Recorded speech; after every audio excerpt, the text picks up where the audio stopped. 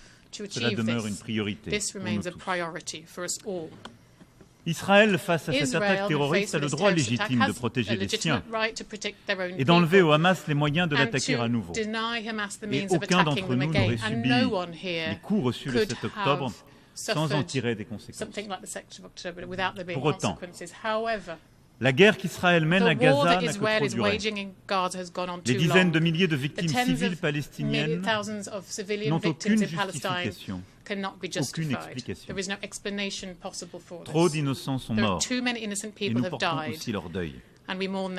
Et ces morts sont eux aussi un scandale pour l'humanité et une source dangereuse de haine, de ressentiment, qui menace et qui menacera la sécurité de tous, dont celle d'Israël demain. Il faut donc que cette guerre cesse et que le cessez-le-feu intervienne au plus vite, en même temps que les otages soient libérés et que l'aide humanitaire arrive massivement à Gaza. Cette position, nous la tenons depuis octobre 2023. Poussant des résolutions avec nombre d'entre vous, tenant la première conférence humanitaire pour Gaza dès novembre 2023 à Paris. C'est aujourd'hui une question de volonté politique.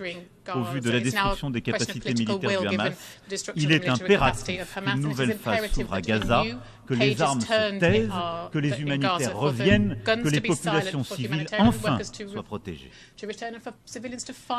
La France participera à toute initiative qui sauvera des vies et qui permettra d'assurer la sécurité de tous. Le déploiement d'une mission internationale doit ouvrir la voie à la mise en œuvre de la solution des deux États. Il revient au Conseil de sécurité des Nations Unies de se prononcer à cet égard. Et il faut aussi que soient prises sans plus attendre les dispositions nécessaires pour préserver le lien entre Gaza et la Cisjordanie, pour restaurer l'autorité palestinienne dans ses fonctions et pour assurer la reconstruction du territoire et rendre à nouveau possible la vie, simplement. La France s'engagera pour que tout soit fait afin que les Palestiniens disposent enfin d'un État vivant côte à côte avec Israël. Les conditions d'une paix juste et durable sont connues. Il reste à en ouvrir le chemin et il doit être le plus court possible. La France tirera donc les conséquences de son engagement pour la solution des deux États et renouvellera son action pour qu'elle advienne enfin au bénéfice des peuples pour répondre à leurs aspirations légitimes. Faire advenir un État palestinien, donner toutes les garanties nécessaires à Israël pour sa sécurité, bâtir des reconnaissances réciproques et des garanties de sécurité communes pour tous dans la région. Nous y travaillerons au cours des prochaines semaines avec Israéliens et Palestiniens comme avec tous nos partenaires régionaux et internationaux. Et dans l'immédiat, au moment où nous nous parlons, le risque principal est celui de l'escalade. Mes pensées fraternelles vont au Liban et au peuple libanais. Le Hezbollah prend depuis trop longtemps le risque insoutenable d'entraîner le Liban dans la guerre. Israël, quant à lui, ne peut sans conséquence étendre ses opérations au Liban. La France exige le respect par chacun de ses obligations le long de la ligne bleue. Nous agirons donc pour faire émerger une voie diplomatique indispensable afin d'épargner les populations civiles et empêcher une explosion régionale. Il ne doit pas, il ne peut pas y avoir de guerre au Liban. C'est pourquoi nous appelons avec force Israël à cesser l'escalade au Liban et le Hezbollah à cesser les tirs vers Israël. Nous appelons avec force tous ceux qui leur en fournissent les moyens à cesser de le faire. Nous avons demandé que le Conseil de sécurité puisse se réunir dès aujourd'hui à cette fin, et je m'en félicite. Et le ministre français se rendra en cette fin de semaine au Liban.